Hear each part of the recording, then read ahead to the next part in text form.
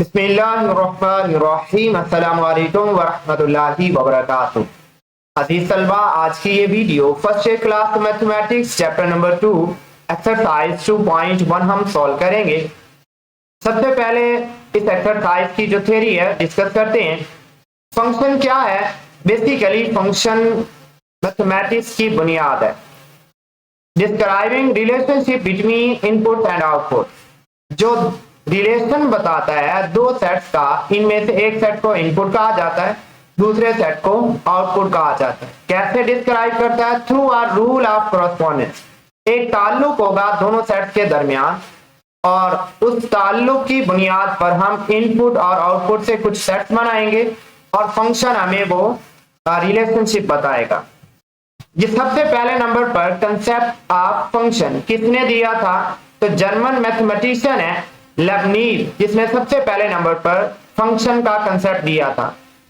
To describe the dependence of one quantity on another, ऐसा एक ताल्लुक बताया जिसके अंदर एक क्वांटिटी दूसरी क्वांटिटी पर डिपेंड करती है। फॉर एग्जाम्पल एरिया स्क्वायर की बात करें, एरिया स्क्वायर जो है ये बराबर होता है एक्स का स्क्वायर। एक्स से मुराद उसकी साइड की जो लेंथ है उसको एक्स कहा जाएगा। अब अगर हमारे पास x नहीं होगा तो हम एरिया फाइंड नहीं कर पाएंगे, लेकिन यहाँ पर जो x है, x पर कोई शर्त नहीं है कि x की वैल्यू स्मॉल हो, ग्रेटर हो, कुछ भी हो सकती है। लेंथ पर कोई शर्त नहीं, लेकिन जो भी लेंथ होगी उसके बदले में हमें एरिया मिलेगा। तो एरिया जो है ये डिपेंड कर रहा है x पर। x इंडिपेंडेंट वैल्यू है और जो a है वो डिपेंडेंट वैल्यू है। सिमिलरली अगर वॉल्यूम ऑफ स्फीयर की बात करें तो वॉल्यूम ऑफ स्फीयर का फार्मूला है 4/3 पाई आर क्यूब। 4/3 और पाई ये तीनों वैल्यूज कांस्टेंट हैं। अब वॉल्यूम डिपेंड कर रहा है डायरेक्टली आर पर। अगर आर होगा तो ही वॉल्यूम फाइंड किया जाएगा। आर कुछ भी हो सकता है, ये इंडिपेंडेंट वैल्यू है, लेकिन आर की वैल्यू पर वॉल्यूम डिपेंड कर रहा है, इसलिए वॉल्यूम को कहा जाएगा volume is a function of r और area is a function of x. अब फंक्शन क्या है? फंक्शन इज अ रूल और कॉरेस्पॉन्डेंस रिलेटिंग टू सेट्स। दो सेट्स के दरमियान एक ताल्लुक को फंक्शन कहते हैं। कैसा ताल्लुक है? In such a way that each element in the first set correspond to one and only one element in the second set, कि जो फर्स्ट सेट होगा उसका हर एलिमेंट सिर्फ और सिर्फ एक ताल्लुक बनाएगा सेकंड सेट के साथ। इनकी अगेन डेफिनेशन दोबारा है। डेफिनेशन है फंक्शन, डोमेन, को डोमेन और रेंज। इन पॉइंट्स को देखना है। आप ये वाली डेफिनेशन भी कर सकते हैं फंक्शन की, और ये आगे मजीद आ रही है, ये भी कर सकते हैं। फंक्शन क्या है? अ फंक्शन एफ से डिनोट किया जाएगा फ्रॉम अ सेट, एक सेट का नाम x है, to set y। Set x से सेट y के दरमियान फॉर एग्जांपल एक ताल्लुक है, एक रिलेशन है, इज अ रूल और correspondence that assign to each element x in x, के जो कैपिटल X के एलिमेंट्स हैं, जैसे फॉर एग्जांपल ABC, ये x के एलिमेंट्स हैं, क्या करेंगे? A unique element y and y। तो फिर ये सारे के सारे फॉर एग्जांपल A का ताल्लुक 1 के साथ, B का ताल्लुक 2 के साथ और C का ताल्लुक 3 के साथ, अगर ऐसा ताल्लुक हो तो फिर हम इस X से Y तक F को फंक्शन का नाम देंगे। ये ताल्लुक है, ये किसी तरह भी हो सकता है कि A का ताल्लुक फॉर एग्जांपल 2 के साथ, B का ताल्लुक 3 के साथ और C का ताल्लुक 1 के साथ, यानी X के जितने भी एलिमेंट हैं वो यूनिक इमेज Y के अंदर अगर रखेंगे तो इसको सेट कहा इसको फंक्शन कहा जाएगा। इसमें जो पहला सेट है जिसको X का नाम दिया जाएगा, इसको डोमेन का नाम दिया गया। Set X is called the domain of F, function की डोमेन है। The set of corresponding elements Y in Y is called the range of F, while the codomain of F is the set Y in which function output values range lie। इसका क्या मतलब है? For example आपके पास x और y set आपके सामने मौजूद है। एक यहाँ पर एक एलिमेंट और शामिल कर लेते हैं 4। अब इनका ताल्लुक कुछ इस तरह से है कि a का ताल्लुक जो है वो 1 के साथ है, जो b का ताल्लुक है वो 2 के साथ है और जो c है इसका ताल्लुक 3 के साथ है। अब इस ताल्लुक के अंदर जो कंडीशन ये है फंक्शन होने की कि जो पहला सेट है यानी x सेट है, इसका हर एलिमेंट इसका ताल्लुक y के साथ होना चाहिए। तो यहाँ a b c तीनों ने ताल्लुक बना लिया और कोई एलिमेंट फर्स्ट सेट से रिपीट नहीं होना चाहिए, यानी ऐसा नहीं हो सकता कि a 1 के साथ भी ताल्लुक बनाए और 2 के साथ भी बना दे। अगर ऐसा ताल्लुक होगा तो गलत होगा। जो पहला सेट है x, इसको डोमेन का नाम दिया जाएगा। अब यहाँ रेंज और को डोमेन में थोड़ा सा फर्क है, इसको समझिएगा।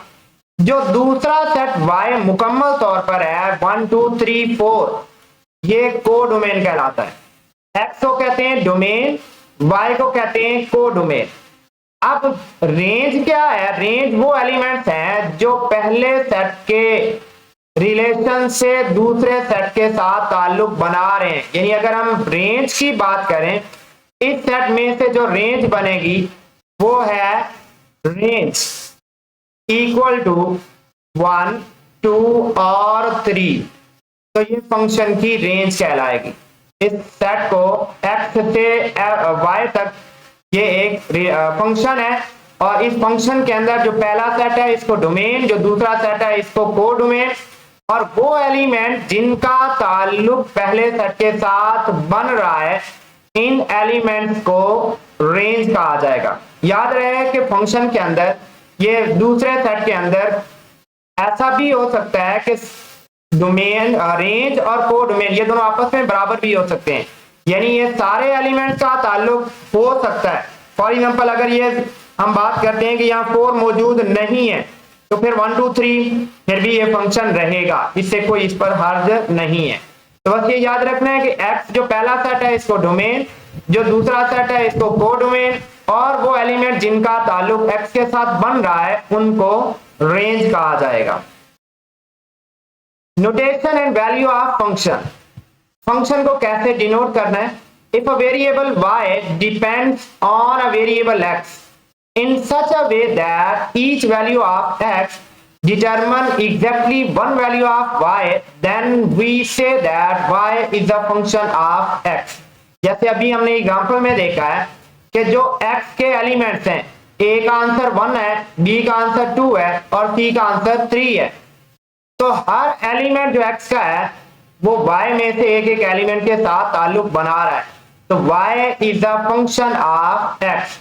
और सबसे पहले स्विस मैथमेटिशियन आयलर ने सिंबॉलिक फॉर्म दी थी कि किसी भी फंक्शन को की नोटेशन क्या होगी, y is a function of x। तो लिखा कैसे जाएगा? y is equal to f of x की फॉर्म में पढ़ेंगे कैसे? y is equal to f of x, y is a function of x या y is equal to f of x, दोनों तरह इसको पढ़ सकते हैं। A function can be thought as a computing machine। ये भी डेफिनेशन थोड़ी डिफरेंट अंदाज के अंदर है कि फंक्शन को ये भी कहा जाता है कि एक कंप्यूटिंग मशीन है, और इसको f से डिनोट किया जाएगा that takes an input, जो इनपुट लेती है। जैसे y is equal to f of x, अगर हम यहाँ पर x की वैल्यू सब्स्टिट्यूट करेंगे तो इसके बदले हमें y मिलेगा। जैसे अभी पीछे डेफिनेशन एग्जांपल में हमने देखा है a का ताल्लुक 1 के साथ, तो अगर a यहाँ दर्ज करेंगे तो f उस पर अप्लाई होगा और रिजल्ट हमें 1 मिलेगा। इसी तरह अगर हम b दर्ज करेंगे तो 2 मिलेगा y, इसी तरह c दर्ज करेंगे तो उस एग्जांपल के हिसाब से 3 मिलेगा। तो उसी हिसाब से फंक्शन क्या है? एक कंप्यूटिंग मशीन है that takes input, जो इनपुट लेती है, operate on it some way and produce exactly input x, one output f of x, कि हर x जो इनपुट है उसके बदले एक आउटपुट f of x मिलेगी। This output f of x is called the value of f at x or image of x under f। इसी को y से भी डिनोट किया जाएगा, यानी हर x के बदले फंक्शन उस पर काम करेगा, काम करने की सूरत में एक रिजल्ट मिलेगा जिसको हम f of x कहेंगे, और इसी को हम रेंज का नाम भी देंगे या आउटपुट का नाम भी देंगे। The variable x is called, जो पहला वेरिएबल है इसको कहा जाएगा इंडिपेंडेंट वेरिएबल। हम पीछे भी बात कर चुके हैं, जैसे एरिया में बात की है कि अगर x होगा तो हम एरिया ऑफ स्क्वायर फाइंड कर पाएंगे। सिमिलरली अगर रेडियस होगा तो हम वॉल्यूम फाइंड कर पाएंगे। तो सिमिलरली जो इंडिपेंडेंट वेरिएबल है, यहां पर फंक्शन में बात करें जो किसी पर डिपेंड नहीं कर रहा वो x है, लेकिन x के बदले फंक्शन अप्लाई होगा तो रिजल्ट y मिलेगा, इसलिए y को डिपेंडेंट वेरिएबल का नाम दिया जाएगा। x इंडिपेंडेंट है और y यहां पर डिपेंडेंट वेरिएबल है। वर्टिकल लाइन टेस्ट क्या है? वर्टिकल लाइन टेस्ट है किसी भी फंक्शन के ग्राफ को अगर हम चेक करना चाहते हैं क्या ये फंक्शन का ग्राफ है या नहीं है, तो उसके लिए एक ये टेस्ट है वर्टिकल लाइन टेस्ट के नाम से। क्या करता है, हमें करना क्या होता है, सिर्फ एक लाइन ड्रा करनी है उस पूरे ग्राफ पर, उस पूरे जो फंक्शन का ग्राफ बना हुआ है हमने एक वर्टिकल लाइन ड्रा करनी है। फिर क्या होगा, फंक्शन होने के लिए if no vertical line intersect the graph more than once, अगर पूरे ग्राफ पर उस लाइन के ड्रा करने से अगर वो वर्टिकल लाइन एक पॉइंट से ज्यादा कहीं भी टच नहीं करती तो फिर वो फंक्शन का ग्राफ होगा। और अगर ऐसा हो जाए कि वो वर्टिकल लाइन एक से ज्यादा मोर देन वंस अगर वो इंटरसेक्ट करती है तो फिर वो फंक्शन का ग्राफ नहीं होगा। ये एग्जांपल आपकी बुक पर मौजूद है, इसी को ही देखिए। पहली डायग्राम के अंदर फंक्शन है, ये फंक्शन का ग्राफ दिया हुआ है। अब हमें इसको चेक करना चाहते हैं क्या ये फंक्शन का ग्राफ है या नहीं है, तो करना क्या है, ये डॉटेड लाइन वर्टिकल लाइन है। अब ये वर्टिकल लाइन हम कहीं भी ड्रा कर दें पूरे ग्राफ पर तो रिजल्ट ये होगा कि इस पूरे ग्राफ को सिर्फ और सिर्फ सिंगल पॉइंट पर इंटरसेक्ट करेगा। तो अगर सिंगल पॉइंट पर ग्राफ को इंटरसेक्ट करता है वर्टिकल लाइन तो इस सूरत में वो फंक्शन का ग्राफ है, यानी जो ग्राफ बना हुआ है वो फंक्शन है। Similarly second diagram straight line है, आप इस पूरे ग्राफ पर कहीं भी वर्टिकल लाइन ड्रा करें तो वर्टिकल लाइन ड्रा करने से सिर्फ एक ही पॉइंट पर हम इंटरसेक्ट देख रहे हैं कि वर्टिकल लाइन सिर्फ एक पॉइंट पर इंटरसेक्ट करती है। अब ये स्ट्रेट लाइन ये आप कहीं भी मूव करवा सकते हैं, ये सिर्फ एक, लेकिन ड्रा सिर्फ एक करनी, ये नहीं है कि आप एक से ज्यादा ड्रा कर लें और देखें कि नहीं जी एक से ज्यादा पॉइंट को इंटरसेक्ट किया जा रहा है, ऐसा नहीं है, सिर्फ एक लाइन ड्रा करनी है, एक से ज्यादा लाइन ड्रा नहीं करनी। लेकिन ये ऑप्शन है कि आप किसी भी लोकेशन पर ये ड्रा कर सकते हैं। और तीसरी डायग्राम, अच्छा यहां भी एक पॉइंट पर इंटरसेक्ट कर रही है पूरे ग्राफ में, तो ये भी फंक्शन है। अब तीसरे नंबर पर है सर्कल। सर्कल पर अगर हम ड्रा करते हैं तो गौर कीजिए कि एक से ज्यादा पॉइंट को इंटरसेक्ट किया जा रहा है। यहां मैक्सिमम ग्राफ पर 2 पॉइंट को इंटरसेक्ट लाइन कर रही है, जैसे यहां भी एक पॉइंट है और यहां भी एक पॉइंट है। अब इन 2 पॉइंट पर इंटरसेक्ट करने की वजह से ये फंक्शन का ग्राफ नहीं है। सिमिलरली जो लास्ट ग्राफ है इसमें भी देखें वर्टिकल लाइन ड्रा की गई है तो ये एक से ज्यादा पॉइंट को इंटरसेक्ट कर रही है। अच्छा इसका ये भी ख्याल है कि इस लाइन से अगर हम लेफ्ट साइड पर देखें तो इधर तो सिर्फ एक ही पॉइंट को इंटरसेक्ट कर रही है लाइन। ऐसा नहीं है, आपने मुकम्मल ग्राफ को देखना है। ये ना हो कि जी आधा तो ग्राफ फंक्शन का है और आधा नहीं है, ऐसा नहीं कहना। मुकम्मल ग्राफ को देखना है और मुकम्मल ग्राफ देखने के बाद आपने ये डिसाइड करना है कि पूरे ग्राफ में कोई एक भी ऐसा पॉइंट नहीं होना चाहिए जहां वर्टिकल लाइन एक से ज्यादा पॉइंट को इंटरसेक्ट कर रही है। तो यहाँ ऑप्शन मौजूद है कि एक से ज्यादा पॉइंट को वर्टिकल लाइन इंटरसेक्ट कर रही है, तो इसलिए ये फंक्शन नहीं है। कुछ टाइप्स हैं फंक्शन की जो आपने 10th क्लास में पढ़ी थी, वही है। अब यहाँ पर कोई नई नहीं है, आपने जो डेफिनेशन पढ़ी थी वो भी आप अगर यूज करना चाहें तो वो भी कर सकते हैं। कुछ वही होंगी, कुछ यहाँ पर वर्डिंग चेंज है। पहले नंबर पर है 1-to-1 फंक्शन या injective function. 1-to-1 a function f from x to y, x और y दोनों सेट्स हैं, is 1-to-1 if different input produce different output। यानी अगर इनपुट डिफरेंट है तो आउटपुट भी डिफरेंट होगी। यानी यहां तो उल्टा लिखा है कि अगर डिफरेंट आउटपुट है तो फिर जो इनपुट है वो भी डिफरेंट होगी। f from x to y 1-to-1 function if different input produce different output। अगर डिफरेंट इनपुट दे रहे हैं तो उसके बदले डिफरेंट आउटपुट मिलेगी। जैसे if f of x1 is equal to f of x2 implies that x1 is equal to x2। ये जो डेफिनेशन है और यहाँ मैथमेटिकल लिखा हुआ है, यहाँ दोनों में फर्क है। यहाँ कहा गया है कि डिफरेंट इनपुट, लेकिन यहाँ तो कुछ उल्टी दिया हुआ है। ये दो तरह से लिखा जा सकता है कि f of x1 is not equal to f of x2, तो फिर यहाँ पर नॉट इक्वल का साइन आ जाएगा। दोनों तरह इसको शो करवा सकते हैं कि अगर आपने x1 और x2 दो इनपुट लिए हैं, अगर वो दोनों आपस में डिफरेंट हैं तो फिर फंक्शन में दर्ज करने के बाद रिजल्ट भी डिफरेंट आएगा। और अगर ऐसा हो कि x1 और x2 दो वैल्यूज हैं और दोनों सेम है तो फिर फंक्शन की वैल्यू भी सेम रहेगी। तो ये दोनों अंदाज में मुख्तलिफ बुक पर इसको लिखा गया है। तो यहाँ हम ज्यादातर आगे क्वेश्चन के अंदर यही डेफिनेशन चूज करेंगे कि हम दो नंबर लेंगे, नोटेशन तो डिफरेंट रखेंगे लेकिन उनको आपस में इक्वल कहेंगे। तो f of x1 is equal to f of x2 implies x1 is equal to x2। अगर दो फंक्शन की वैल्यूज आपस में बराबर है तो फिर जो इनपुट है यानी x1 और x2 वो भी आपस में बराबर होंगी। इसका मतलब क्या है? This mean that no two different elements of the domain map to the same element of the codomain. इसका मतलब ये है कि कोई एलिमेंट जो डोमेन में से है वो एक से ज्यादा बार किसी दूसरे सेट के साथ रिलेशन नहीं बना रहा। फॉर एग्जांपल एक फंक्शन है f of x is equal to 5x plus 7 is 1 to 1 because अगर हम f of x1 इस डेफिनेशन को मद्देनजर रखें, f of x1 x की जगह x1 दर्ज कर दें और f of x2 x की जगह x2 दर्ज कर लें और दोनों को आपस में इक्वल कर दें, तो दोनों साइड पर 7 प्लस हो रहा है ये कट जाएगा, 5 मल्टीप्लाई हो रहा है तो ये कट जाएगा। तो इस सूरत के अंदर x1 और x2 दोनों आपस में बराबर हो जाएंगे। ये हमने क्या है, दो फंक्शन की वैल्यूज को आपस में बराबर कर दिया है, तो जो इनपुट की वैल्यूज थी वो भी आपस में बराबर रिजल्ट दे रही हैं। नेक्स्ट सेकेंड डेफिनेशन है ऑन टू फंक्शन या surjective function। A function f from x to y is called onto or surjective function if every element in the codomain y has at least one pre-image in the x। कि जो codomain के अंदर elements हैं वो मुकम्मल तौर पर x के साथ ताल्लुक बनाएंगे।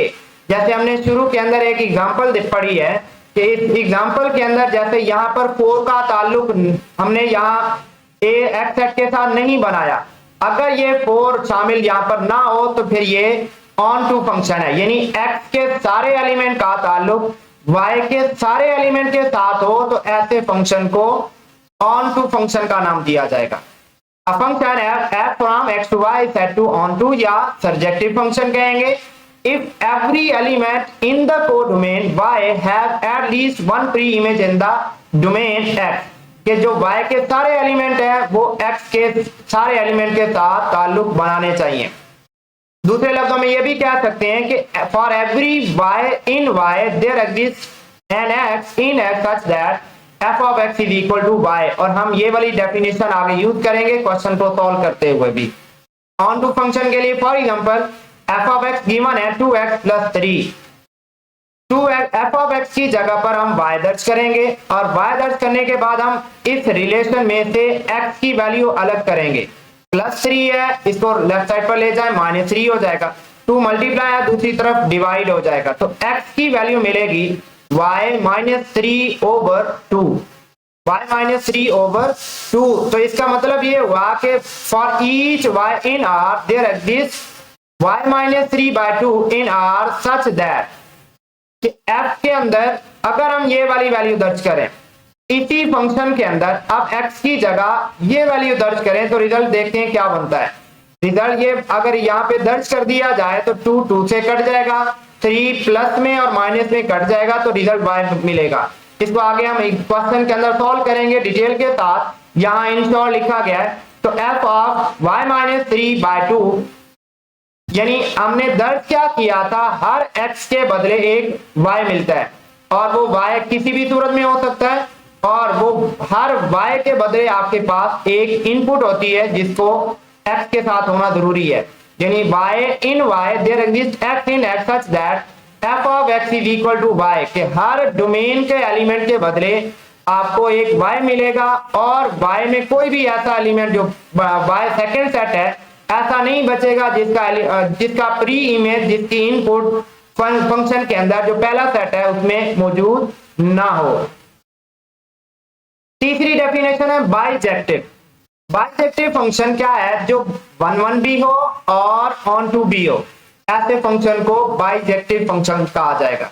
1 to 1 फंक्शन का मतलब ये है कि एक एलिमेंट का ताल्लुक, एक सेट का ताल्लुक दूसरे सेट के, एक यूनिक एलिमेंट का ताल्लुक दूसरे सेट के यूनिक एलिमेंट के साथ हो, यानी कोई एलिमेंट उसमें रिपीट नहीं होना चाहिए।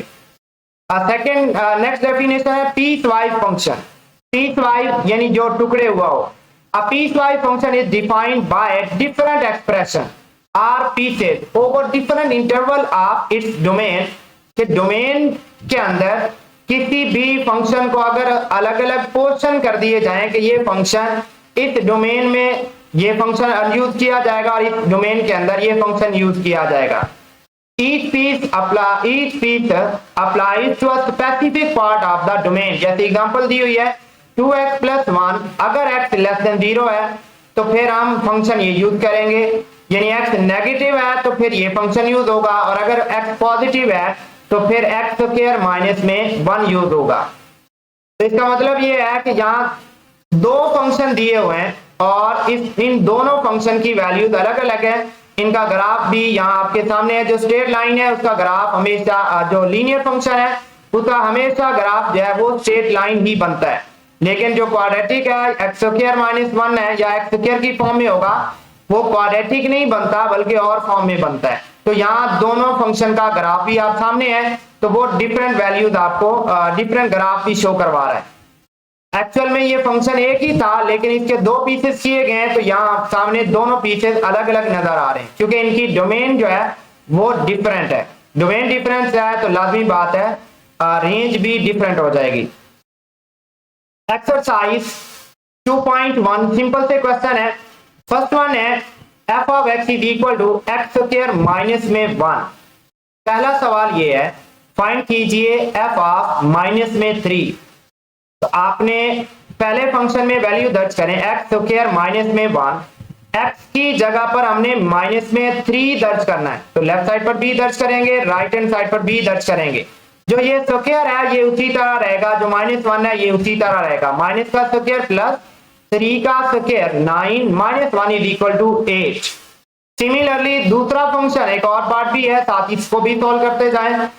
2x + 3, अब यहां भी x की जगह पर -3 दर्ज करना है, तो राइट हैंड साइड पर भी x की जगह -3 दर्ज करेंगे।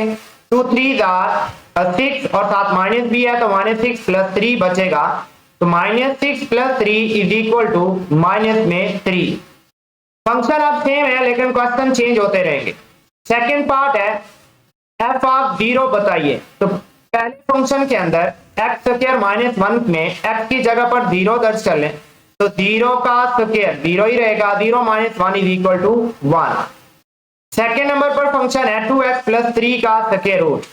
x की जगह पर 0 दर्ज करना है, तो x की जगह जब 0 दर्ज करेंगे तो 2 × 0 0 + 3 और स्क्वायर रूट उसी तरह रहेगा, तो स्क्वायर रूट ऑफ 3 आएगा।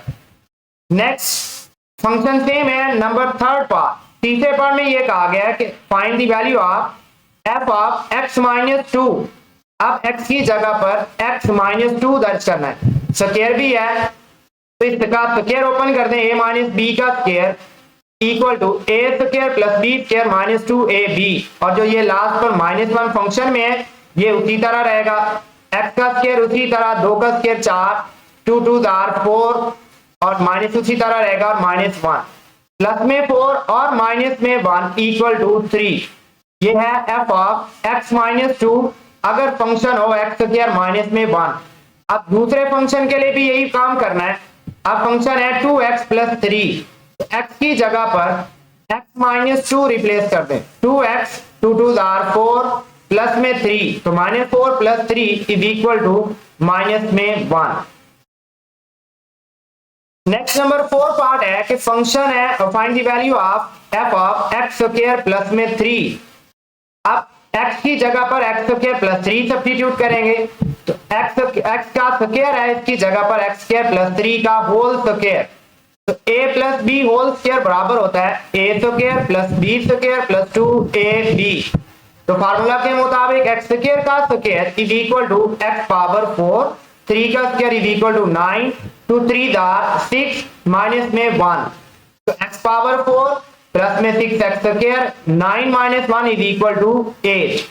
और सेकंड नंबर पर है 2x प्लस में 3 फंक्शन है, इसमें भी ये वैल्यू फाइंड करनी है। x की जगह पर एक्स स्क्वायर प्लस में 3 दर्ज करेंगे, तो x की जगह पर एक्स स्क्वायर प्लस 3 दर्ज करें, 2x स्क्वायर 2 3 दा 6 प्लस में 3, 6 plus 3 is equal to 9। Second question है find the value of f of a plus h minus f of a over h and simplify. First function है f of x अगर 4x plus 7 हो तो question ये है हमने इसकी value find करनी है। तो हमें दो वैल्यूज चाहिए, सबसे पहले f ऑफ a चाहिए, तो f ऑफ a फाइंड करने के लिए फंक्शन के अंदर x की जगह पर a रिप्लेस कर देंगे। सेकेंड नंबर पर f of a plus h भी चाहिए, वो फाइंड कर लेते हैं, तो x की जगह पर a प्लस h रिप्लेस कर दें, तो 4a प्लस में 4h प्लस में 7। अब क्वेश्चन के मुताबिक f of a plus h minus f of a over h, दोनों वैल्यूज हमारे पास मौजूद हैं। f of a plus h 4a plus 4h plus 7 और f of a 4a plus 7, दोनों को सब्ट्रैक्ट कर लें। सब्ट्रैक्ट करने से साइन चेंज हो जाएगा, माइनस 4a माइनस में 7, तो 4a से कैंसिल हो जाएगा, माइनस प्लस और 7 प्लस में और 7 माइनस में ये भी कैंसिल हो जाएंगे, बाकी बचेगा 4h ओवर h, इसमें से 4 बच जाएगा और h आपस में कट जाएंगे, तो यही आंसर है 4। सिमिलरली यही क्वेश्चन है कि आपने f of a plus h minus f of a over h find करना है।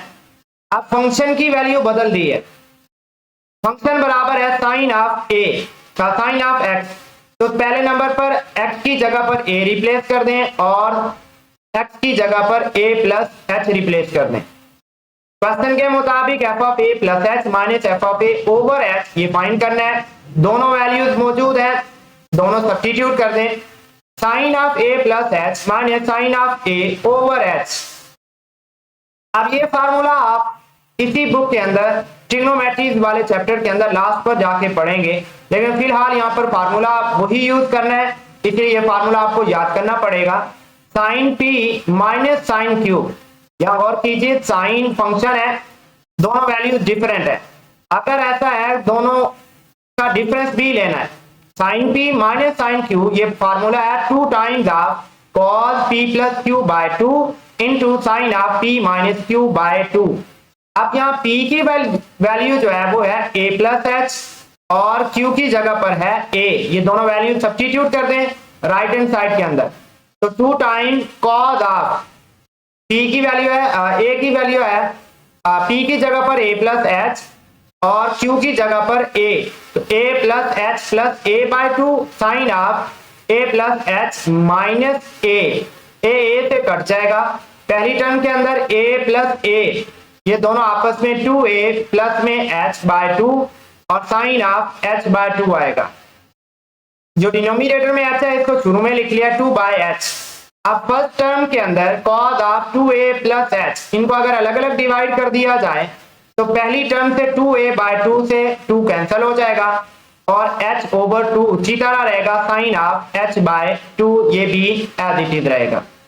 सिमिलरली थर्ड पार्ट है, अब फंक्शन की वैल्यू है x cube plus x square minus में 1, हमें सेम वही क्वेश्चन है कि f ऑफ a चाहिए, x की जगह पर a रिप्लेस कर दें।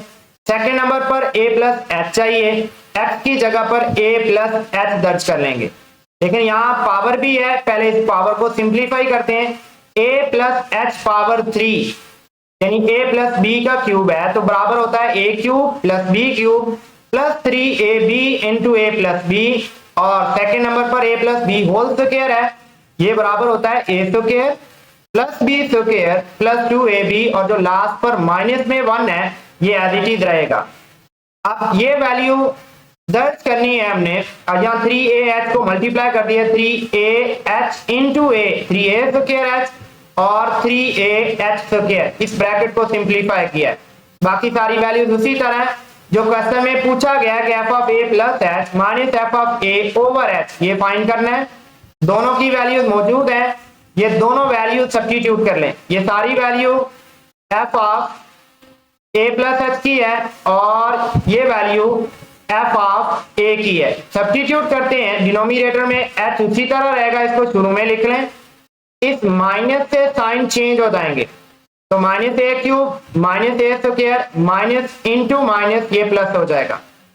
अब इसमें ए क्यूब प्लस में और माइनस में कट जाएगा, ए स्क्वायर प्लस में और माइनस में कट जाएगा, -1 और +1 ये भी आपस में कट जाएंगे।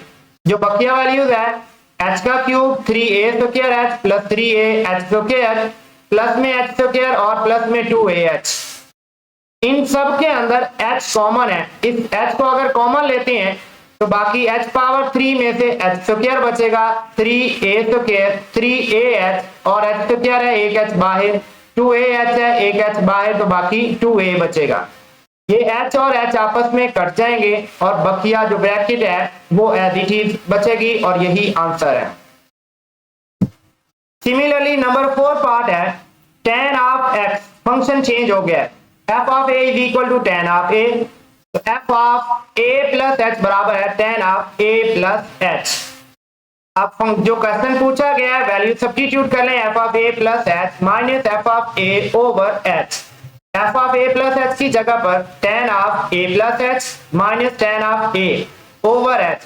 इस h को शुरू में लिख लिया है, रेसिप्रोकल में 1 ओवर h।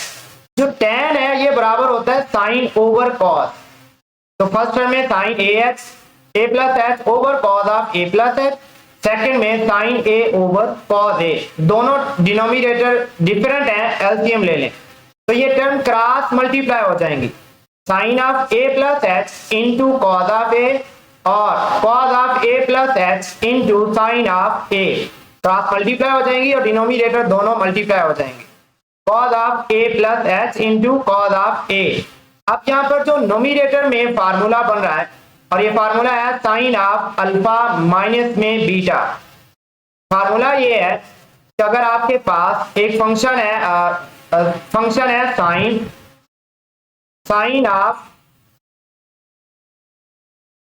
अल्फा माइनस में बीटा, ये फार्मूला भी आप आगे चैप्टर्स के अंदर पढ़ेंगे। ये बराबर होता है sine alpha cos of beta minus cos of alpha sign of beta. इस फार्मूला के मुताबिक ये रिजल्ट लिखा हुआ है कि साइन a प्लस एच ये अल्फा की जगह पर है, कॉस बीटा की जगह पर यहाँ a है, इसी तरह cos alpha sign beta.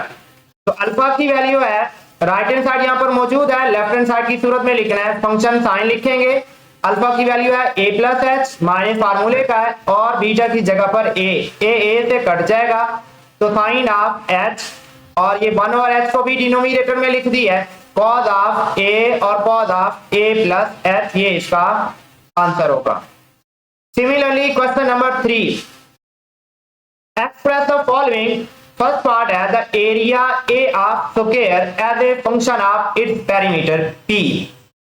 Area of square, square का एरिया, स्क्वायर क्या है? ऐसी 4 साइडेड क्लोज फिगर जिसकी हर साइड लेंथ में बराबर होती है। जैसे ये आपके सामने डायग्राम मौजूद है, तो ये एक स्क्वायर, ये सारी साइड इसकी लेंथ जो है वो बराबर है। अब क्वेश्चन ये है कि एरिया को as a function of perimeter की सूरत में हमने शो करवाना है। तो फर्स्ट किया x be the length of a square, area of square किसके बराबर होता है? पीछे हमने एग्जांपल में पढ़ा है लेंथ का स्क्वायर, और आप पिछली क्लासेस में भी पढ़ चुके हैं।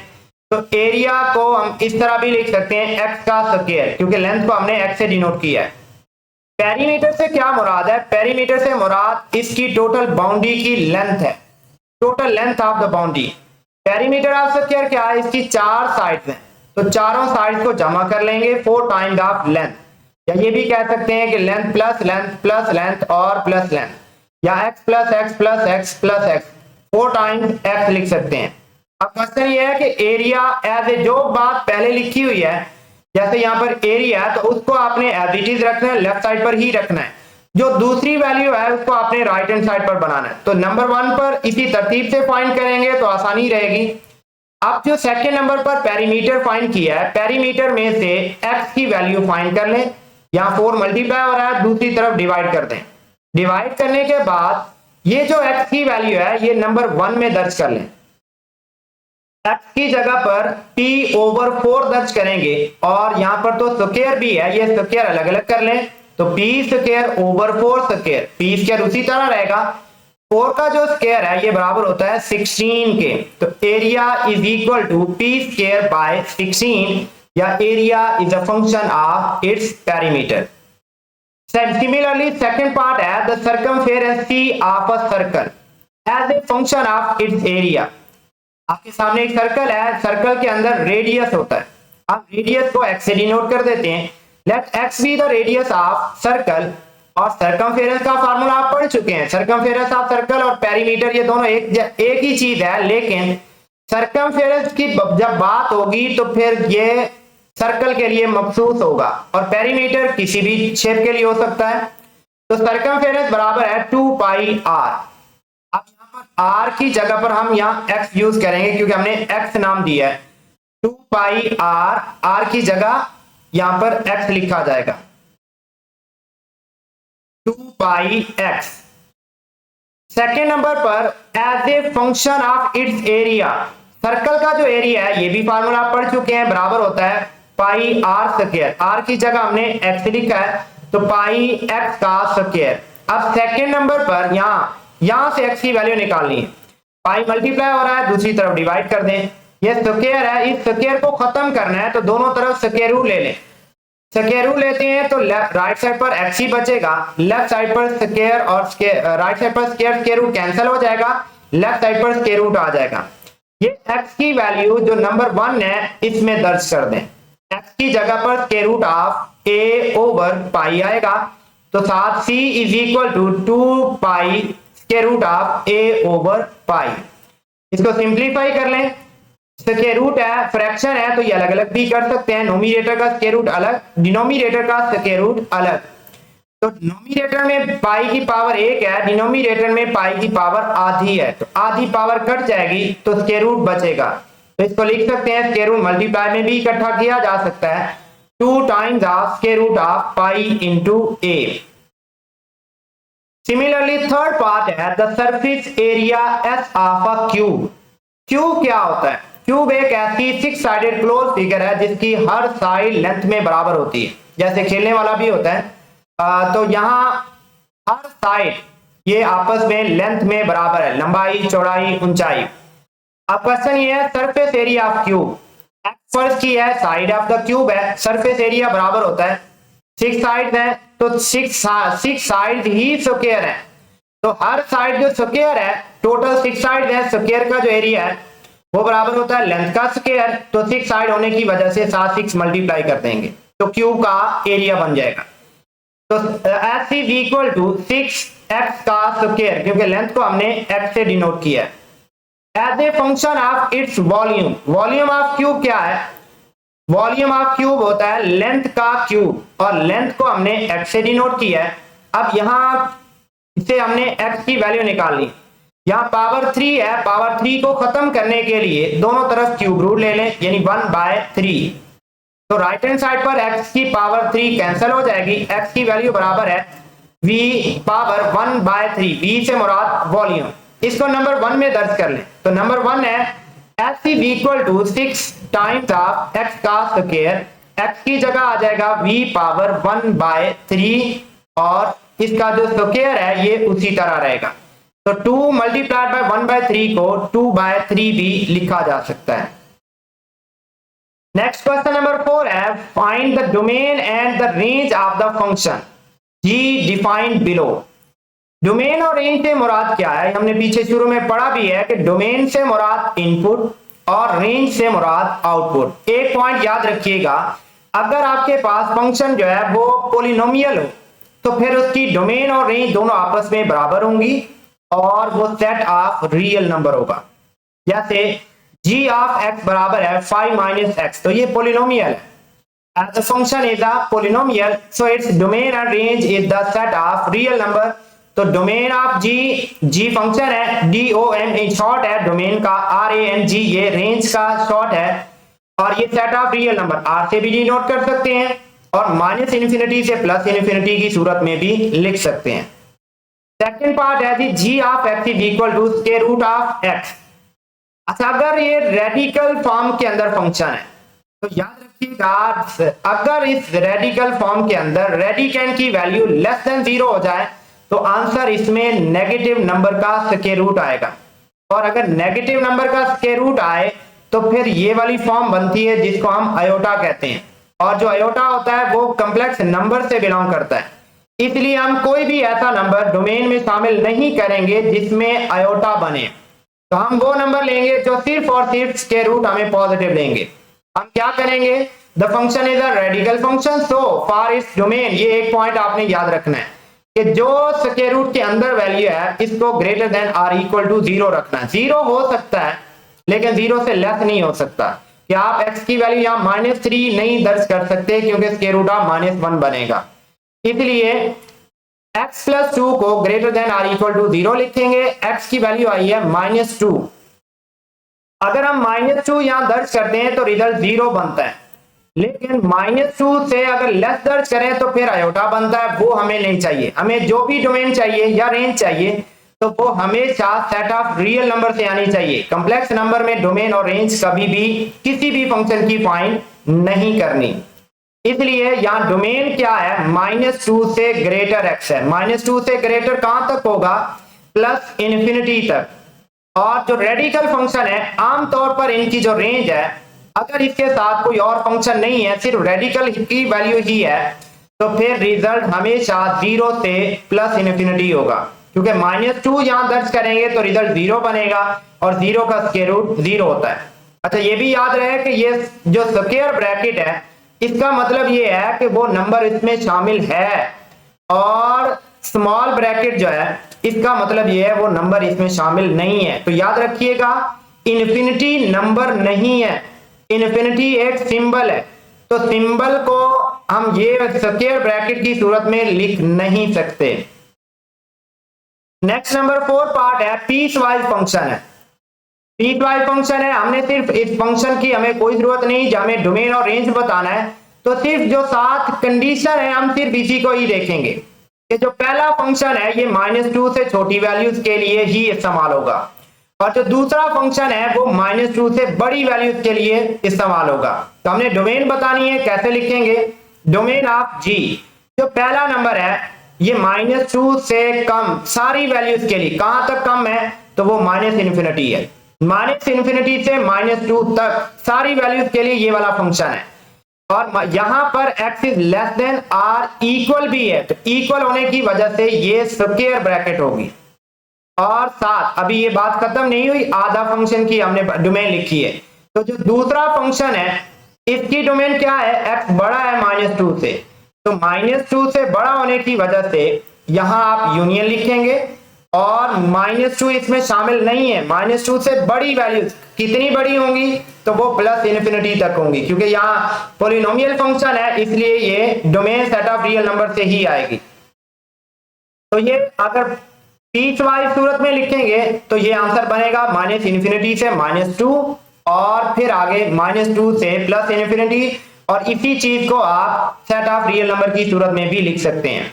जो रेंज है, रेंज की सूरत में अगर हम ये -2 दर्ज करें, अगर हम ये -2 इसमें दर्ज करते हैं तो 6 × 2 माइनस में 12 बनेगा, और जमा 7 तो माइनस में 5 आता है, यानी इस सेट का सबसे जो कम वैल्यू है वही सब्स्टिट्यूट करने हैं, -इन्फिनिटी उसी तरह रहेगा, इसके दर्ज करने से जवाब -5 आता है। और सिमिलरली अगर हम -2 इसमें दर्ज करते हैं तो -2 दर्ज करने से minus plus 3 2 6 plus 4 equal to 10, -2 दर्ज करने से 10 आ रहा है, तो बाकी जो वैल्यू है राइट साइड पर वो उसी तरह रहेगी, तो ये इसकी रेंज है। नंबर 5 पॉइंट है, फंक्शन हमारे पास मौजूद है ये एब्सोल्यूट वैल्यू की सूरत में, लेकिन एब्सोल्यूट वैल्यू को अगर छोड़ दिया जाए तो लीनियर फंक्शन है।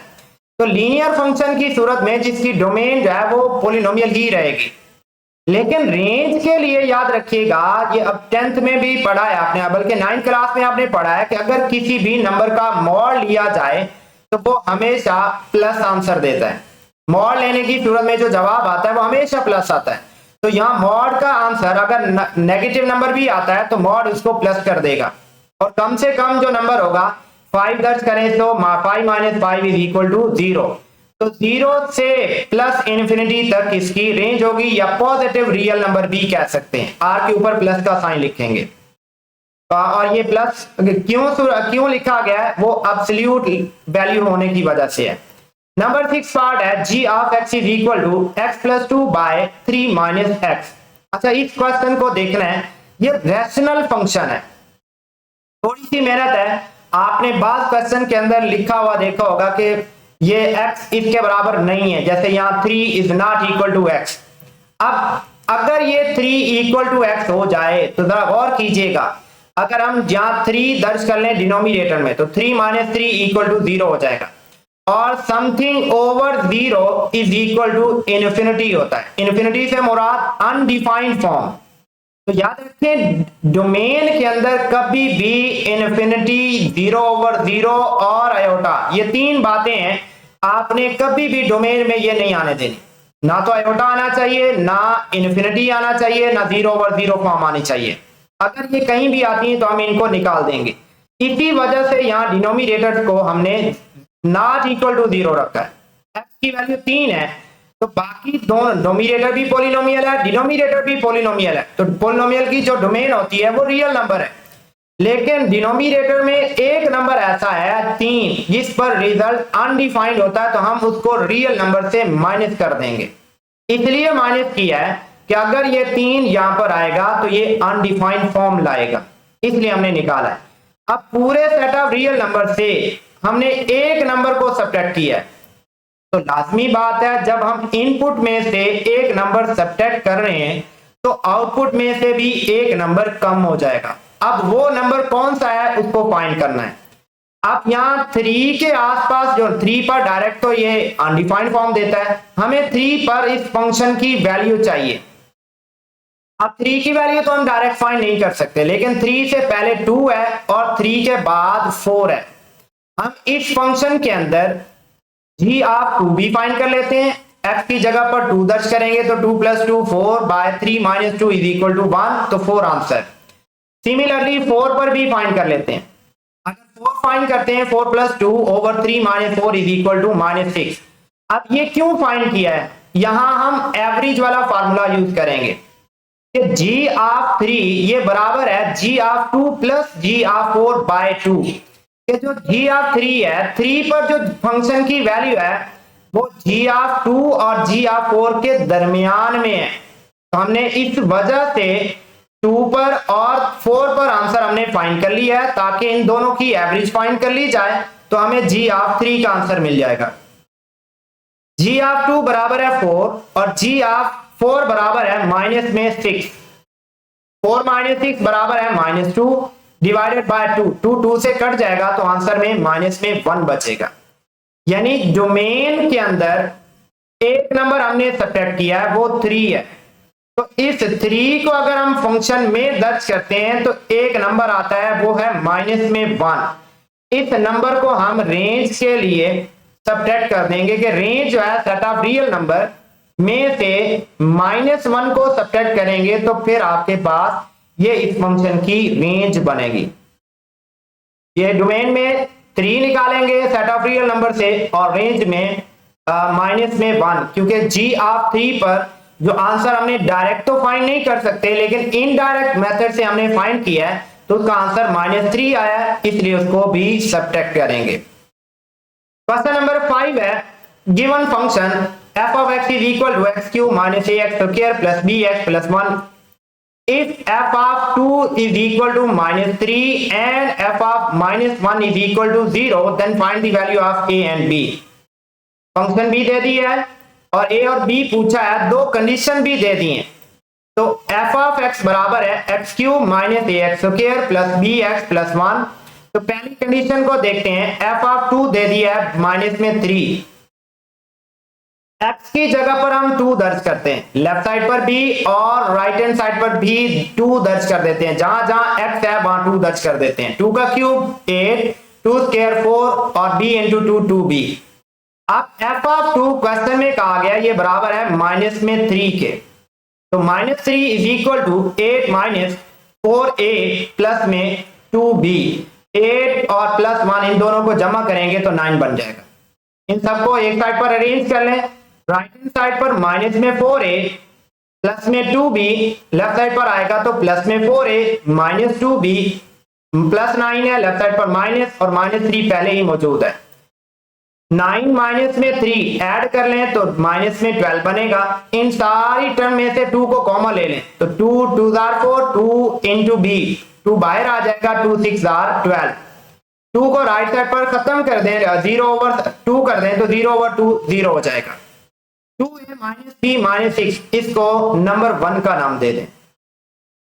क्वेश्चन के अंदर दूसरी कंडीशन ये है कि f ऑफ -1 ये 0 के बराबर है। अब हम x की जगह पर -1 दर्ज करेंगे। -1 दर्ज करते हैं तो राइट हैंड साइड पर भी -1 का cube a into x square था, -1 का स्क्वायर b x है तो x की जगह पर -1। और कंडीशन ये है कि जो f ऑफ -1 है वो 0 के बराबर है। -1 की पावर ऑड है इसलिए माइनस रहेगा, -1 ही बचेगा। -1 का स्क्वायर ये प्लस हो जाएगा, ये माइनस उसी तरह रहेगा। b इंटू -1 माइनस b हो जाएगा प्लस 1। ये 1 और -1 आपस में कट जाएंगे, माइनस में a माइनस में b, इनको अगर लेफ्ट साइड पर ले जाएं तो दोनों आपस में प्लस हो जाएंगे। अब नंबर 1 में है 2a माइनस b और यहाँ है a प्लस b। अगर हम इन दोनों को जमा कर दें तो b कट सकता है, तो ऐड कर देते हैं दोनों को, 1 और 2 को। 2a माइनस b माइनस में 6 equal to 0, a plus b equal to 0 तो b कट जाएगा। 2a plus a 3a minus में 6, तो हमें a चाहिए, 3 को दूसरी तरफ लेके जाएं, 6/3 इज इक्वल टू 2। जो नंबर 2 है इसमें है a plus b is equal to 0, इसमें दर्ज कर लें a की वैल्यू 2 है, तो 2 प्लस b इक्वल टू 0 तो b बराबर है माइनस में 2। क्वेश्चन नंबर 6 है a stone falls from a height of 60 meter on the ground. The height h after x second is approximately given by। Height के लिए formula given है कि h of x बराबर है 40 माइनस 10x स्क्वायर। सवाल क्या है, what is the height of stone. Stone को 60 मीटर हाइट से गिराया गया है और उस हाइट के लिए फार्मूला भी दे दिया है कि h ऑफ x बराबर है 40 माइनस 10x स्क्वायर। बताइए उसकी हाइट कितनी होगी जब टाइम 1 सेकेंड होगा। तो h ऑफ x बराबर है 40 माइनस 10x स्क्वायर। जस्ट हमें x की वैल्यू 1 दर्ज करनी है। 40 माइनस 10 इंटू 1 का square 1, 40 minus 10 is equal to 30 metre, यानी 1 सेकेंड के बाद जो स्टोन है वो 30 मीटर कवर कर जाएगा। सिमिलरली सेकेंड नंबर पर अगर टाइम 1.5 सेकेंड हो तो रिजल्ट क्या होगा, हाइट कितनी बचेगी।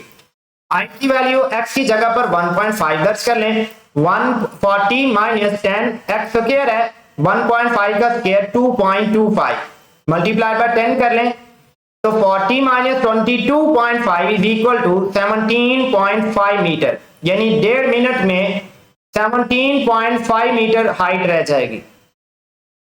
और नेक्स्ट पॉइंट है, अगर जो टाइम है वो 1.7 सेकेंड हो तो 1.7 का स्क्वायर 2.89 मल्टीप्लाइड बाय 10 28.9, 40 से माइनस कर दें तो 11.1 मीटर हाइट रहेगी जब 1.7 सेकेंड टाइम होगा। सेकेंड क्वेश्चन इसी में है कि when does the stone strike the ground. जब वो पत्थर जमीन से टकरा जाएगा तो जमीन से टकराने के बाद उसकी जो हाइट है वो 0 हो जाएगी। जब हाइट 0 हो जाएगी तो इस सूरत में h of x equal to 0 लिखेंगे। तो 40 minus 10x square is equal to 0। हमें x की वैल्यू चाहिए तो 40 is equal to minus 10x square है, दूसरी तरफ ले जाएं। 40 10 इसमें 10 डिवाइड कर दें 40 बाय 10 इज इक्वल टू 4। हमें x चाहिए, x का स्क्वायर है, स्क्वायर रूट ले लें तो x is equal to 2 second. 2 second इस पत्थर को लगेंगे कि वो 60 मीटर की हाइट कवर करेगा। क्वेश्चन नंबर 7 है consider the function f of x 3x minus में 5 determine the domain and range of the function. पहले नंबर पर तो ये फंक्शन लीनियर फंक्शन है यानी पॉलिनोमियल है, तो पॉलिनोमियल की जो डोमेन और रेंज है वो सेट ऑफ रियल नंबर है, ये हम पहले ही जिक्र कर चुके हैं। तो इसका आंसर सिंपल क्या है, माइनस इन्फिनिटी से प्लस इन्फिनिटी, डोमेन भी यही रहेगी और रेंज भी यही रहेगी। सेकेंड नंबर पर क्या ये फंक्शन 1 to 1 है? जी हाँ, ये लाइन बनाता है और हर एक पॉइंट के बदले आपको एक ही रिजल्ट मिलता है। Yes, the given function is 1 to 1 function. कैसे है, इसको हम शो करने के लिए दो पॉइंट कंसीडर करते हैं कि फर्ज करें कि f ऑफ x1 इक्वल है f ऑफ x2। दो पॉइंट्स पर फंक्शन की वैल्यू सेम है। हमारा सवाल यह है कि इसको हमने 1 1 शो करवाना है और रिजल्ट हम ये देखेंगे कि वो दोनों पॉइंट भी आपस में बराबर हैं, कि फंक्शन की वैल्यू बराबर है। तो जिन पॉइंट पर फंक्शन की वैल्यू बराबर है वो पॉइंट भी आपस में बराबर होंगे। तो जो गिवन फंक्शन है f of x is equal to 3x minus 5, उसमें दर्ज कर लें f ऑफ x1 और f ऑफ x2 और दोनों को गिवन कंडीशन के मुताबिक f ऑफ x1 बराबर है f ऑफ x2। दोनों तरफ 3x minus 5 is equal to 3x2 minus 5, 5 दोनों तरफ है, कट जाएगा, और 3 भी दोनों तरफ है, ये कैंसिल हो जाएगा। डिवाइड कर देंगे तो x1 is equal to x2। इसका मतलब ये है कि आपको अगर हर जो फंक्शन गिवन है वो 1 1 फंक्शन है, यानी एक पॉइंट के बदले आपको रिजल्ट भी एक ही मिल रहा है। क्या ये फंक्शन ऑन टू भी है? अगर ऑन टू है तो फिर बताइए इसकी कोडोमेन क्या होगी? Yes, the function f is onto. Onto ऐसा फंक्शन है कि जिसके अंदर फंक्शन क्या है, हर इनपुट के बदले एक आउटपुट रखे और आउटपुट के अंदर कोई ऐसा एलिमेंट नहीं बचना चाहिए जो जिसका ताल्लुक इनपुट के साथ ना हो, यानी पहले सेट के साथ ना हो। लेकिन हमें फंक्शन की सूरत में ये शो करवाना है कि f ऑफ x बराबर है y के। Yes, the function is onto. फर्ज करें कि f ऑफ x बराबर है y के, तो y जो गिवन फंक्शन है वो बराबर है 3x माइनस 5।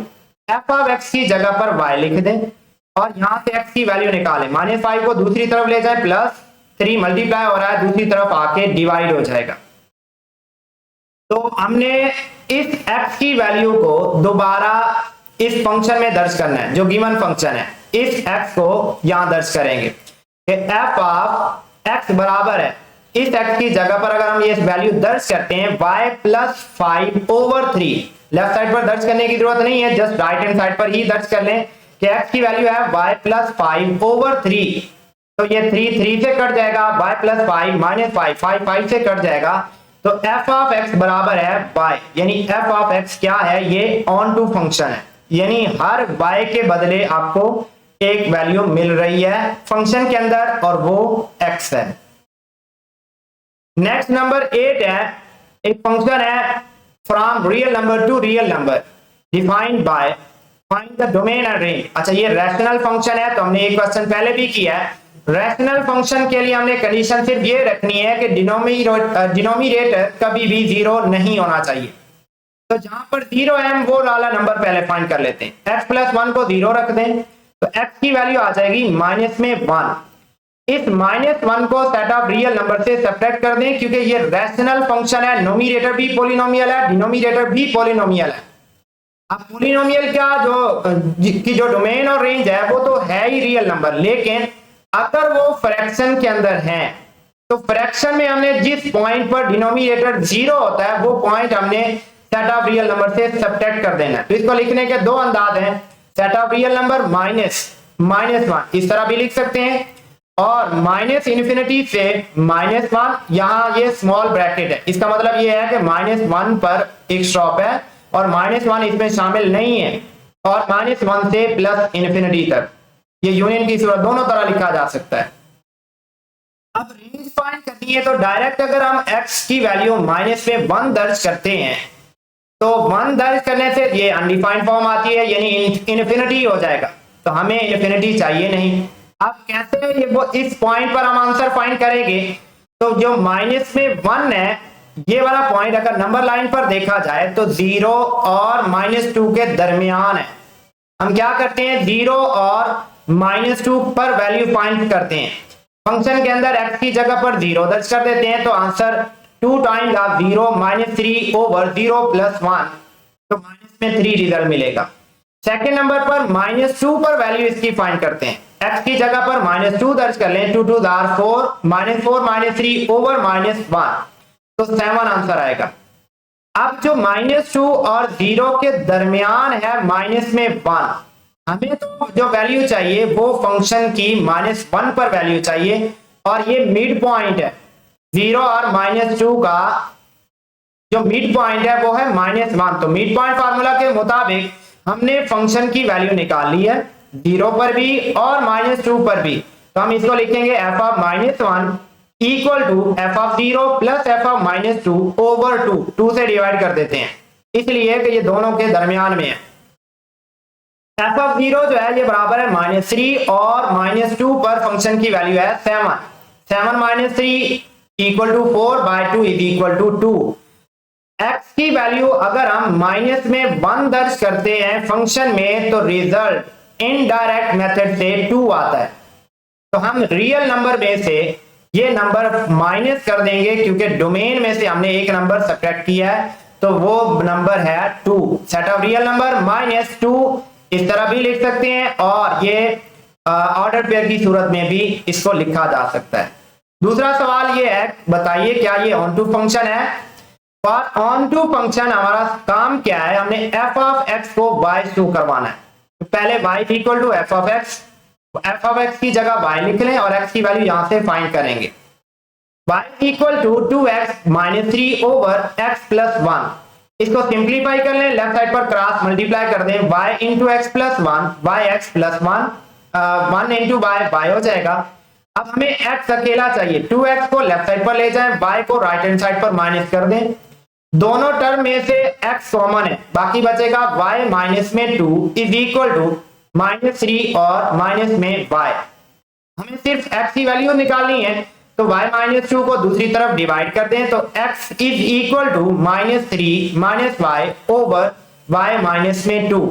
अब जो ये x की वैल्यू आई है इसको हम दर्ज करेंगे ओरिजिनल फंक्शन के अंदर, जहां जहां x है।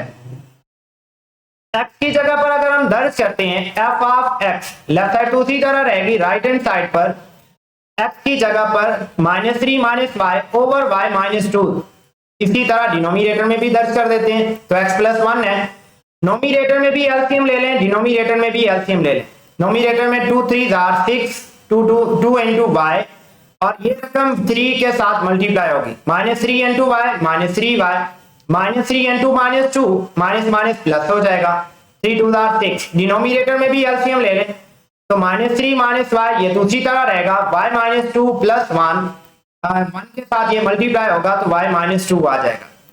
अब यहाँ जो y - 2 है ये डबल डिनोमिनेटर के डिनोमिनेटर में भी है और डिनोमिनेटर में भी एज ए डिनोमिनेटर है, तो ये दोनों सेम पोजीशन पर कट जाएंगे। बाकी जो बच रहा है नोमिनेटर में 6 - 6 ये कट जाएगा, -3y और -2y, -5y बचेगा, और y - y कट जाएगा, -3 और -2 इज इक्वल टू -5, -5 भी कट जाएगा, तो रिजल्ट मिलेगा y। इसका मतलब ये हुआ कि हर y के लिए एक ऐसी वैल्यू मौजूद है x में फंक्शन के अंदर जो रिजल्ट आपको y देती है। इसका मतलब है f of x is the onto function. Next question है कि इसको बताइए 1 फंक्शन भी है। सपोज कर लेते हैं दो फंक्शन है और वो आपस में डिफरेंट पॉइंट पर आपस में बराबर है, x1 और x2। हम फर्ज करते हैं कि ये कोई भी दो रियल नंबर है, तो हम ये कहते हैं कि फंक्शन की वैल्यू x1 पर और x2 पर ये बराबर है। अगर ऐसा हो और फिर ये रिजल्ट निकले कि x1 और x2 आपस में बराबर हैं, तो फिर हम ये कहेंगे कि फंक्शन आपस में ये 1 to 1 फंक्शन है। तो x की जगह पर x1 दर्ज कर लें और x की जगह पर x2 दर्ज कर लें, तो दो वैल्यूज बन जाएंगी f ऑफ x1 और f ऑफ x2। अब कंडीशन के मुताबिक दोनों की वैल्यूज को बराबर कर दें, तो 2x1 - 3 over x1 + 1 is equal to 2x2 - 3 over x2 plus में 1। अब हमने शो ये करवाना है कि x1 और x2 आपस में बराबर है। अब इसके लिए हमें दोनों साइड को सिंप्लीफाई करना है, क्रॉस मल्टीप्लाई कर दें तो 2x1 minus 3 into x2 plus 1, ये मल्टीप्लाई होंगे 2x1 into x2, 2x1 into x1 minus 3 into x2 minus 3 into 1 minus 3। Similarly right hand side पर 2x2 into x1, 2x2 into 1 minus 3 into x1 और minus 3 one minus में 3। अब 2x ये सारी values को left side पर लिखा है, 2x1 x2 right hand side पर ये वैल्यू प्लस है, ये लेफ्ट साइड तो सारी सेम रहेगी, राइट हैंड साइड पर ये प्लस है, लेफ्ट साइड पर माइनस, ये प्लस है माइनस, माइनस है प्लस और माइनस है प्लस हो जाएगा। माइनस 3 और प्लस 3 ये आपस में कट जाएंगे, माइनस 2x2 x1 और ये दोनों भी आपस में कट जाएंगे प्लस के साथ, तो बाकी जो बच रहा है वो है 2x1 minus 3x2, 2x2 plus 3x1, तो 2x1 plus 3x1 equal to 5x1, minus 3x2 और माइनस 2x2 ये है 5x2। दोनों में से 5 को अगर कॉमन ले लिया जाए तो x1 minus x2 equal to 0 बचेगा। 5 को राइट साइड पर डिवाइड कर दें तो यहां से रिजल्ट ये मिला कि x1 बराबर है x2 और यही कंडीशन है 1-1 होने की, यानी 1-to-1 फंक्शन होने के लिए दो फंक्शन डिफरेंट पॉइंट पर अगर बराबर हैं तो वो पॉइंट्स भी आपस में बराबर होंगे। क्वेश्चन नंबर 9 है consider the function f from positive real number to positive real number defined by f of x is equal to e power minus x। हमने शो ये करवाना है कि ये बाइजेक्टिव है। बाइजेक्टिव फंक्शन का मतलब ये है कि वो 1-1 भी है और ऑन टू भी है, ये दो बातें हैं। Given function e power minus x, bijective function we have to show that function is 1-to-1 and on to और 1-to-1 दोनों बातें। 1-to-1 के लिए अभी जैसे लास्ट पर क्वेश्चन किया है, हम दो पॉइंट को कंसीडर करेंगे f ऑफ x1 और x2 पर ये फंक्शन बराबर हैं और शो ये करेंगे कि रिजल्ट मिला है x1 और x2 दोनों आपस में बराबर हैं जिन पर फंक्शन की वैल्यू बराबर है। तो यहाँ फंक्शन क्या है e पावर माइनस x, तो f ऑफ x1 बराबर है e power minus x1, f of x2 बराबर है e पावर माइनस x2। अब 1-to-1 कंडीशन के मुताबिक ये फंक्शन आपस में बराबर है, e पावर माइनस x1 बराबर है e पावर माइनस x2। और कीजिए दोनों तरफ बेस सेम है यानी e है, अगर बेस सेम हो और दो नंबर आपस में इक्वल हो तो उनकी पावर आपस में इक्वल हो जाते हैं। तो यहाँ पर minus x1 is equal to minus x2, दोनों तरफ से माइनस कट जाएगा तो x1 और x2 आपस में बराबर हो जाएंगे। इसका मतलब ये है कि ये जो फंक्शन है ये 1-to-1 फंक्शन है। सेकेंड नंबर पर ऑन टू शो करवाना है। ऑन टू के लिए हम शो ये करवाना चाहते हैं कि x की एक हर y के लिए एक x है जो फंक्शन में मौजूद है। तो function f of x given है e power minus x, f of x की जगह पर y दर्ज कर लें e पावर माइनस x, दोनों तरफ नेचुरल लॉग ले लें। नेचुरल लॉग क्यों लेंगे? क्योंकि नेचुरल लॉग और e ये दोनों एक आपस में 1 होते हैं, लॉग और e का रिजल्ट 1 आता है। Log of y is equal to natural log of e power minus x। अब यहाँ पावर है और पावर होने की सूरत में ये 9th क्लास में आपने लॉग के रूल पढ़े हैं, जिनमें एक ये भी पढ़ा है कि log m पावर n ये बराबर होता है n log ऑफ m, यानी पावर शुरू में आ जाती है, बेस का log उसी तरह रहता है। तो माइनस x जो है ये पावर है शुरू में आ जाएगी, बाकी जो बचेगा log of e, log of e जो है ये 1 के बराबर होता है। तो लेफ्ट साइड पर log of y is equal to minus में x। अब x की वैल्यू हमें चाहिए या यही वैल्यू दर्ज कर लें जो ओरिजिनल फंक्शन है। यहाँ माइनस एक्स ही है तो माइनस एक्स की वैल्यू डायरेक्ट ही दर्ज की जा सकती है। इस फंक्शन के अंदर माइनस एक्स की जगह पर log ऑफ y दर्ज कर लें।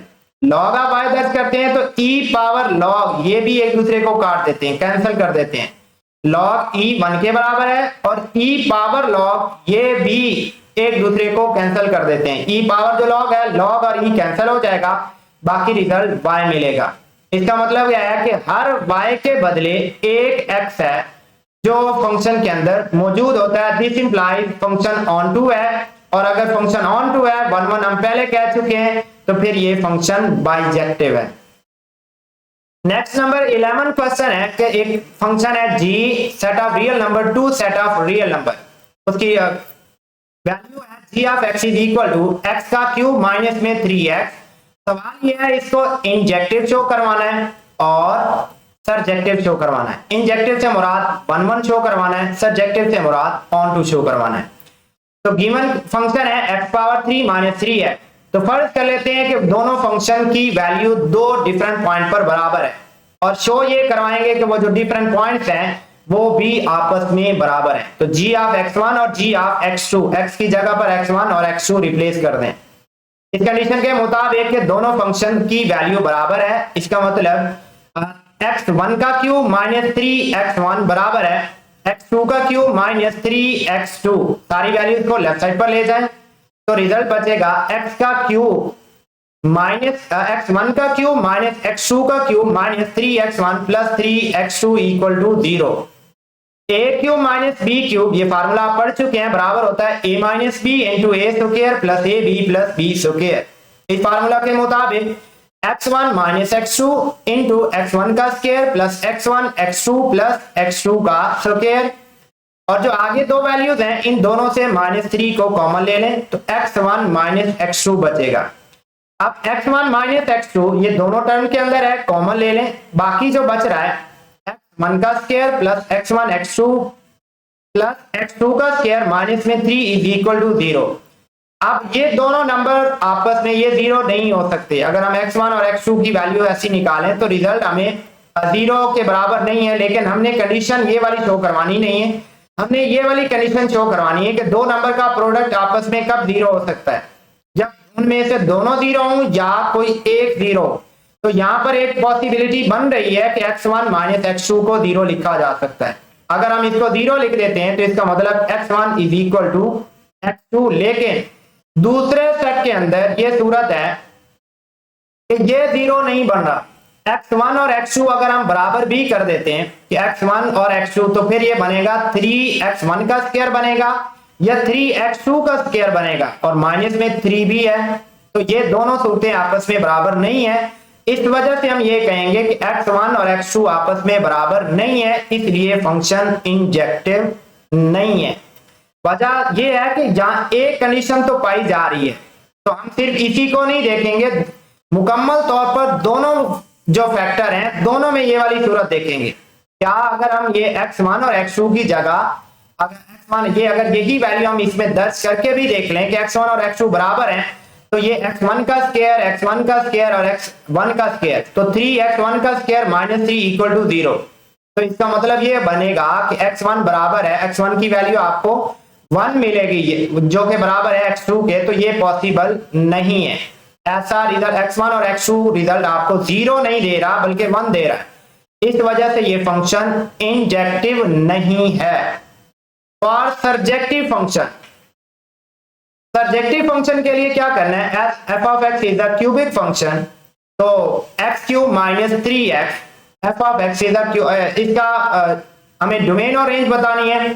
तो डोमेन और रेंज क्यों, ये चूंकि पॉलिनोमियल है और पॉलिनोमियल फंक्शन ऐसा होता है जिसकी डोमेन भी रियल नंबर होती है और रेंज भी रियल नंबर होती है, तो इसको सॉल्व करने की जरूरत भी नहीं है कि एक तो पावर 3 है, इसको सॉल्व करना लेंथी हो जाएगा। दूसरे नंबर पर पॉलिनोमियल की डोमेन और रेंज आपस में बराबर होती है, इस वजह से हर ऑन टू फंक्शन के लिए ये जरूरी है कि हर रेंज के बदले एक डोमेन होनी चाहिए।